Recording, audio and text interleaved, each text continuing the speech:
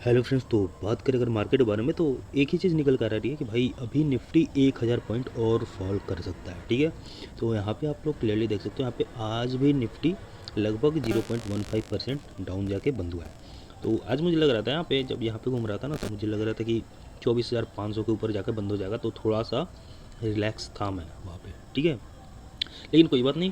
देखो, long term में सब चीज़ ऊपर जाएगा, ज़्यादा टेंशन लेने की बात नहीं है। लॉस बुक मत करना, ठीक है। प्रॉफिट है बुक कर लो। लॉस जिसका भी चल रहा है ना, जैसे मान के चलो बेल वगैरह है, ठीक है, तो ये खरीदने का टाइम है, ठीक है, बेचने का नहीं। अब आप बेचते हो ना पैनिक में आके, ये देखो पैनिक फैलाया जाता है, ठीक है। अभी एफ आई क्या कर रहा है, पैनिक फैला रहे हैं, और फिर एक ही दिन देखना एफ आई जब बाई करना शुरू करेगा ना, तो एक एक दिन में 20-20 हज़ार करोड़ का बाई करेगा, और फिर उसके बाद डायरेक्ट निफ्टी को पुश करेगा 26,000 तक। ठीक है, तो ये चीज़ मैं समझा दे रहा हूँ आपको। चलो देखो, मैंने जितने भी शेयर आपको बताए थे, जैसे मान के चलो कि हुडको, ठीक है, हुडको जैसे मैंने बताया था कि 210 पे 220 पे मैंने बोला था खरीद लो। अब आप 200 पे आ गया, अभी भी आप नहीं खरीद रहे हो। देखो, जिसने भी 210 पे खरीदा था, ठीक है, उसको मैंने बोला है वेट करो, नीचे जाएगा। अगर आपको ऐड करना है थोड़ा थोड़ा ऐड करो, नहीं तो फिर नीचे जाएगा तो और ऐड करना, ठीक है। क्योंकि देखो, जिसने भी 210 पे खरीदा था, वहाँ पे 200 पे भी कुछ कुछ पॉइंट मतलब खरीद सकता है। फिर उसके बाद 200 190 पे जाता है ना, अगर गिरता है तो आप अपॉर्चुनिटी का फ़ायदा उठाओ, ठीक है। सपोज डैट आपने कोई भी शेयर, देखो मैं बता रहा हूँ, कोई भी शेयर आपने 200 पे लिया, ठीक है, ठीक है। अब 200 पे लेने के बाद आप 190 पे कुछ क्वांटिटी ऐड कर सकते हो, ठीक है। सपोज यहाँ पे मैंने 5 क्वांटिटी ऐड किया, यहाँ पे मैंने 5 क्वांटिटी ऐड किया, ठीक है, ठीक है। फिर वहाँ पे 180 पे गया तो मैंने यहाँ पे भी 5 क्वांटिटी ऐड किया, ठीक है। तो ऐसे चलता है। फिर उसके बाद 180 के बाद 170 पे गया, ठीक है, 170 पे सपोज डेट गया, जाएगा नहीं जाएगा वो बात की चीज़ें हैं। आपने टोटल 20 क्वांटिटी खरीद लिया, ठीक है। अब जब 20 क्वांटिटी का आप एवरेज निकाल के देखोगे ना यहाँ पे, ठीक है, आपने पहला 200 पे खरीदा था, ठीक, 190 पे खरीदा था, तो ओवरऑल आपका एवरेज हो जाएगा आपका यहाँ पे 185, ठीक है, 185 के आसपास में आपके एवरेज निकल कर आएंगे।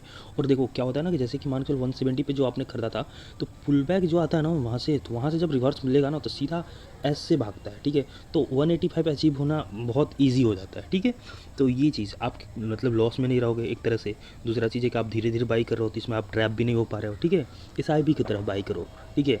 तो उस तरह से अब देखो, हुडको को मैंने बोला था 200 पे लो।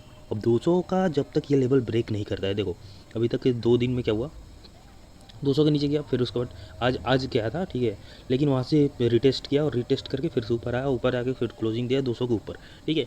तो ये जल्दी 200 का लेवल ब्रेक नहीं होने वाला है यहाँ पे, ठीक है।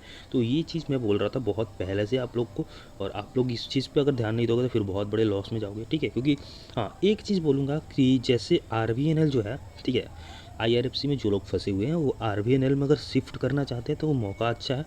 400 पे अगर आपको RVNL मिल जाता है ना, यहाँ पे देखो ये पॉइंट, ठीक है, 426 के आसपास अगर RVNL आपको मिलता है ना, तो यहाँ पे आप बाई कर लो। और यहाँ से आपकी 20% जो रिकवरी करने हैं, ठीक है, IRFC का, वो आसानी से हो जाएगा। क्योंकि 426 से 500 जाने में RVNL मुश्किल से आपका 1 वीक लगाएगा, लेकिन IRFC का जो 20% है ना ऊपर जाने का, वो बहुत टफ है, ठीक है। तो एक चीज़ ये है, आप शिफ्ट कर सकते हो, तो शिफ्ट करना है कर सकते हो, लेकिन आप अगर लॉस बुक करना चाहते हो और उसको कहीं इन्वेस्ट नहीं करना चाहते हो, तो फिर बाद में आपको बहुत ज़्यादा पछतावा हो सकती है, ठीक है। तो यही चीज़ मैं बता रहा था। बाकी आज मार्केट देखो, मार्केट का सेंटीमेंट थोड़ा सा पॉजिटिव था, ठीक है। लास्ट में डॉ जोन्स का जो फ्यूचर है वो नीचे चला गया, इस वजह से यहाँ पे देखो निफ्टी नेक्स्ट 50 में 0.38% की गिरावट, ठीक है, यहाँ पे। फिर उसके बाद FMCG सेक्टर, देखो FMCG सेक्टर भी थोड़ा सा पॉजिटिव दिया है, लेकिन कुछ खास नहीं।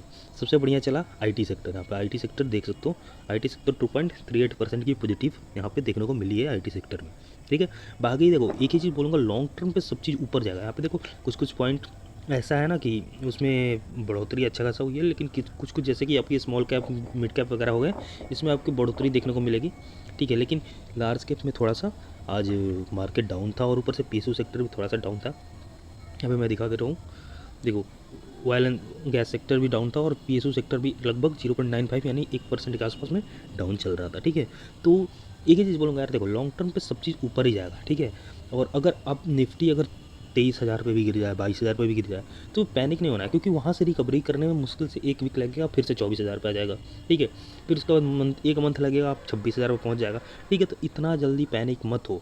हाँ, पैनिक उनको होना चाहिए जो कि लोन लेके या फिर कहीं से लेके इन्वेस्ट किए हैं, जो अपना पैसा इन्वेस्ट किया है ना, उसको पैनिक होने की ज़रूरत नहीं है, वो अपना एसआईपी उल्टा बढ़ा सकता है। सपोज डेट आपकी एसआईपी अगर 1000 चल रहे थे ना, तो आप यहाँ पर टॉपअप करो, ठीक है, 1000 का एसआईपी चल रहा है, प्लस में 1000 टॉपअप वगैरह करो, कहीं से इंतजाम करो, टॉपअप करो, अभी अभी जो डिप का फ़ायदा उठाओ, इन्वेस्ट करो, अभी इन्वेस्ट करने का समय है, भागने का नहीं, ठीक है। आपने कभी भी मार्केट में देखा होगा कि जो लोग बियर मार्केट में ही पैसा लगाते हैं ना, वहीं जाके कुछ आगे कर पाते हैं, ठीक है। तो बियर मार्केट में पैसा लगाया जाता है, जो भाग जाते हैं वो कुछ नहीं कर पाते, ठीक है। चलो।